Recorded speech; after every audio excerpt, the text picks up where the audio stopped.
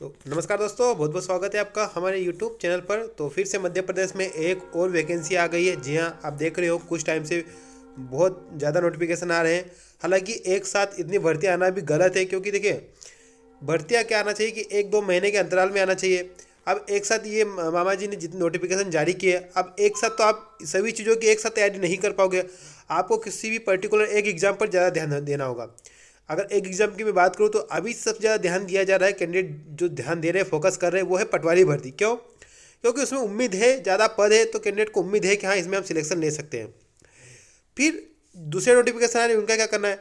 तो देखिए, आपने अगर पीबी का जो सिलेबस देखा होगा तो 80 से 85% तो सिलेबस सेम ही रहता है। 10 से 15% सिलेबस अलग रहता है। तो आपको अपना टाइम मैनेज करके आपको करना होगा, और करना ही होगा अगर आपको सिलेक्शन लेना होगा। तो अभी एक जो वैकेंसी आई है मध्य प्रदेश उच्च न्यायालय में आई है। एक बात मैं क्लियर कर देना चाहता हूँ, मध्य प्रदेश जो हाई कोर्ट की जितनी भी वैकेंसी आती है उसको पीबी या फिर कर्मचारी चयन मंडल मध्य प्रदेश, जिसको नाम चेंज कर दिया है ना, ये कंडक्ट नहीं करवाता। हाई कोर्ट अपनी खुद की एग्ज़ाम स्वयं कंडक्ट करवाता है, विज्ञापन भी वो स्वयं जारी करता है, और रूल भी वो स्वयं ही जारी करता है। तो ये देखिए, 2 तारीख को आया नोटिफिकेशन। और आप इसमें अगर आप देखोगे तो आप फॉर्म कब से अप्लाई कर सकते हो? 3 से अपने फॉर्म अप्लाई शुरू हो गए हैं। 23 बार तक आप फॉर्म अप्लाई कर सकते हो। त्रुटि सुधार भी 30 दिसंबर तक कर सकते हो। जो आपकी परीक्षा होगी वो बाद में आपको बता दिया जाएगा। अब इसमें पोस्ट इसमें कम है, लेकिन देखिए इसमें सीपीसीटी मांगा गया है, तो एक सीपीसीटी वाले कैंडिडेट के लिए अच्छा मौका। अब इसमें पोस्ट क्या है? 21 है यूआर में। ओके, 21 पोस्ट यूआर में है, जिसमें कि पीएच की 2 है, तो इसका 19 मांग सकते हो। और ओबीसी के 4 है, और एससी के 7 है, और एसटी के 8 पोस्ट है। टोटल 40 पोस्ट है, जिसमें पीएच के 2 पोस्ट है। पद की संख्या में परिवर्तन हो सकता है, ये हर वैकेंसी में लिखा हुआ आता है। इन फ्यूचर अगर उनको ज़्यादा जरूरत है तो बढ़ा भी सकते हैं, और इन केस को कम भी कर सकते हैं। लेकिन कम करने का जो केस होता है वो लगभग होता ही नहीं, मतलब तो पोस्ट बढ़ ही सकती है। एज आपकी कितनी है? एज 18 से 35 वर्ष होना चाहिए, और एज काउंटिंग जो आपकी होगी है ना, वो होगी 1/1/2022 को। अब यहाँ पर आपसे क्या मांगा गया? पहली बात आपके पास ग्रेजुएशन होना चाहिए, है ना। दूसरी बात, आपके पास typewriting examination in English and English language from any recognised board of shorthand and typewriting examination. Shorthand होना चाहिए टाइप राइटिंग वाला, या फिर आपके पास वेरिड सीपीसीटी स्कोर कार्ड होना चाहिए।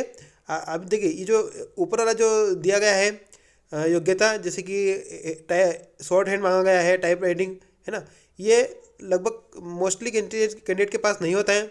जो होता है वो सीपीसीटी स्कोर कार्ड ही होता है। तो कैंडिडेट जो सीपीसीटी क्वालिफाई है, सीधी बात करना है कि जो सीपीसीटी क्वालिफाइड है वो इसमें अप्लाई कर देना, है ना।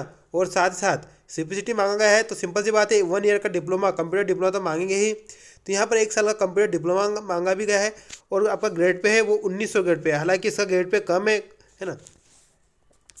फिर भी अगर आपके पास जॉब नहीं है तो आपके लिए ये भी बढ़िया है। अब इसमें एक बात मैं क्लियर कर देना चाहता हूँ, जो बीएससी बीकॉम डिग्री है जिनमें कंप्यूटर एक विषय के रूप में अध्यापन किया है, अगर आपने एक सब्जेक्ट के रूप में पढ़ा है वो मान्य नहीं होगा, क्योंकि बीएससी बीकॉम में जो कंप्यूटर एक सब्जेक्ट आता है वो मान्य नहीं होगा, है ना।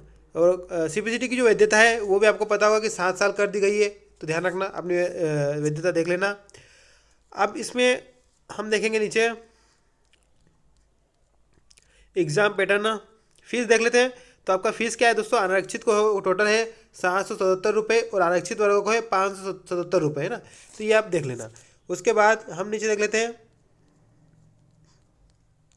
Exam pattern. अब ये एग्ज़ाम पैटर्न जानना बहुत जरूरी है, क्योंकि एग्ज़ाम बहुत अलग लेगा।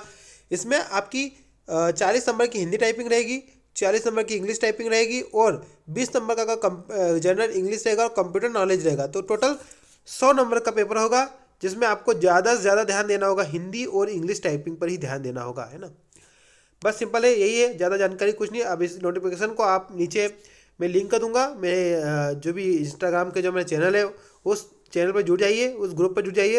वहाँ पर आपको हर अपडेट जो भी आती है नोटिफिकेशन, मैं कोशिश करता हूँ कि हर अपडेट वहाँ पर जितने भी नोटिफिकेशन आते हैं, जितने भी ऑफिशियली गवर्नमेंट आदेश आते हैं, नोटिस आते हैं, लेटर आते हैं, वो सब मैं वहाँ पर अपलोड कर देता हूँ। तो वहाँ पर हर चीज़ आप एक्सेस कर सकते हो।